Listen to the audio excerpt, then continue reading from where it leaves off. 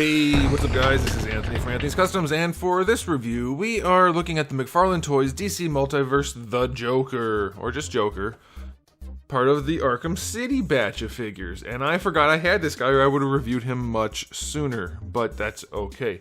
This is not a bad release for this Arkham City line. We've had some pretty hit or miss figures.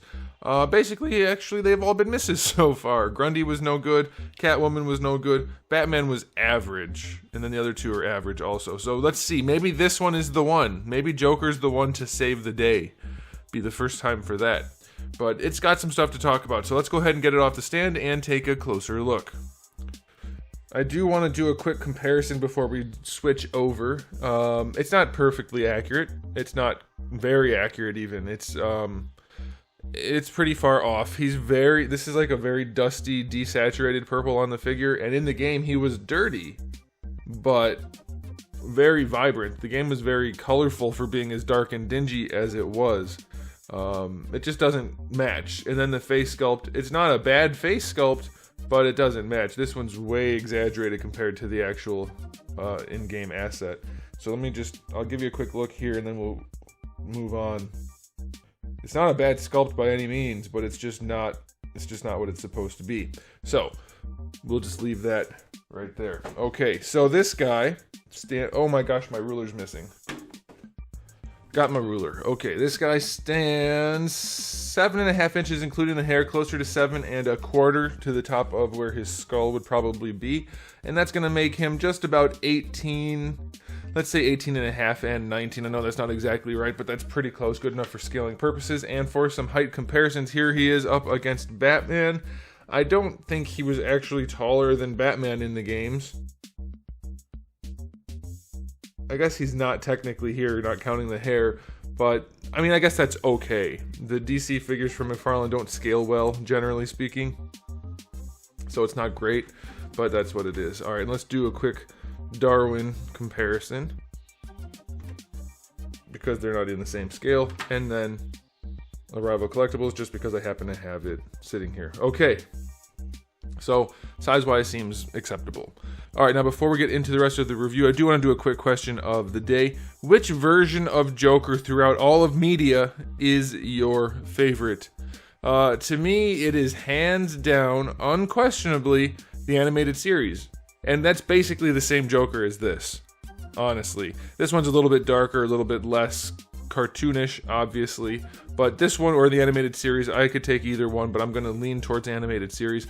Not necessarily because of the voice, like I like Mark Hamill's voice, but I just think that was the best portrayal of the character. Alright, so let's go ahead and talk about the aesthetic on this guy. It is well detailed as usual. The sculpt is pretty good. There's a lot of texture throughout the clothing. It's not really to scale at all, but it's pretty good, and you can't really get the texture to scale or you just wouldn't have any texture at this size. But they did a good job. There's a lot of wash going on, especially on that yellow. Brings the buttons to life.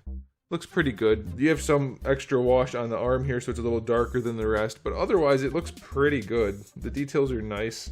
Nice enough anyway. I don't like the fact that the patch on his pants is hardly noticeable because of the way they did it. So that's kind of a bummer. They did paint the shoes and we have some details down there. So yeah, it looks generally pretty good.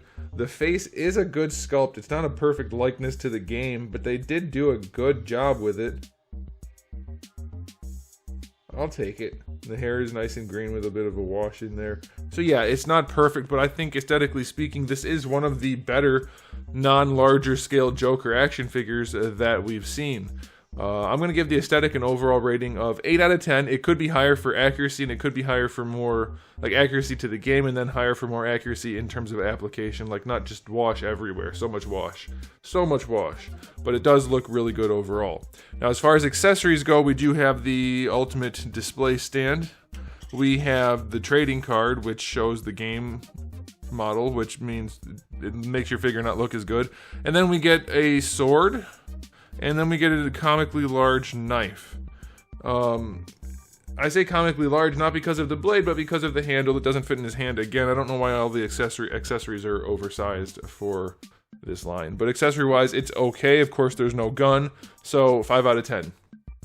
Let's go ahead and talk about the articulation. Head is on a double ball peg, but it's not super well implemented, so it's pretty limited. Looking up and down is not great, but it's okay. Side to side is enough, and then rotation is fine. So you can still get a little bit of attitude going. It's not as good as it could be because there's really no reason for it to be as limited as it is. Yeah, they just made the ball so not as big as it could be compared to the peg. So that's why it's a little bit more limited, and it does sit pretty low in the neck. The socket's a little bit low. Alright, as far as the shoulders go, they do raise up horizontally, no problem. Full rotation, not counting where the jacket is. We do get the ball peg that connects the arm to the body, but it doesn't really serve much purpose here. So that's kind of a bummer. Bicep swivel is okay, but ugly. Double jointed elbow works no problem at all, that's fine. Wrists are on ball hinges, that's okay. They're purple, they should be white. Dirty white, that's a bummer. Torso has, I think it's just a couple of different ratcheted hinges in there. It's hard to say, but this is a soft piece, and he can lean back all the way, literally all the way, and he can lean forward. Well, the plastic is fighting him a little bit, but he can lean forward pretty much all the way also. It's just flexing and pushing it back out. And then side to side, he can also do that and that. So I believe it's just a side to side hinge down here and then a forward back hinge up here. But that does ultimately give you enough range to do pretty much whatever you want. So I will take that. For Joker, that's perfectly good. You do get your waist twist, of course.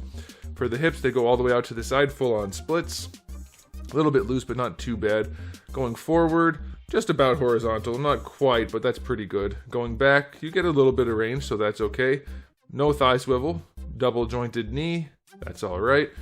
Good proportioning, which is nice. He does have exaggerated proportions in the game, but that's overall, which means it's good that the leg is still within proportion of itself. The lower leg and foot are the same length as the upper leg, and that's what you're looking for. This is almost exactly the way you would want to have it, and that's why it looks pretty good, the figure overall. Ankles are on ball hinges with crap articulation, crap range, so that's gonna suck. You can rotate them a little bit for an ankle rocker if you want it, and then the toe hinge is too far back and really loose, so that sucks too. So articulation on this guy is halfway really good, halfway usual badness, so I'm gonna give him a 7 for articulation for this line. It's not great, but now we have to do the all-important cake rating.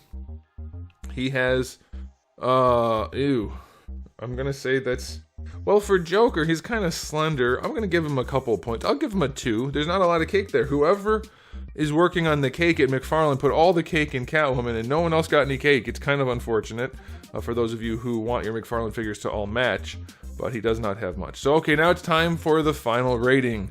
It is not a perfect figure by any means. It has plenty of problems. The paint's not accurate, the sculpt's not accurate, but it is still good. It's good. If you didn't know the source material, you'd think this was fine. I mean, you could have better paint, of course, things like that, but it's still a really solid release. And as far as the Arkham City figures go, I think it's the best one yet. Batman would be the next, despite his problems, which he has plenty. You can see the scaling is weird because Batman's legs are so small. It's weird. Very, very weird. So yeah, I'm going to give this guy an overall rating of, I'm going to go 7. Accessories are lacking. I don't care what the reason is. And accuracy is off. But outside of that, it is solid. Articulation's good enough.